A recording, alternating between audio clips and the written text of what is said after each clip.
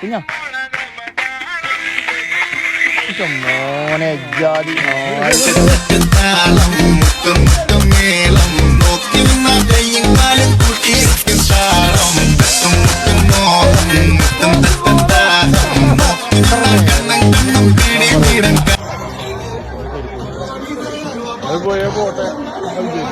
എല്ലാ നായിന്റെ മക്കളോടും പറഞ്ഞിട്ട് ഞാൻ തിരിച്ചു വന്നു.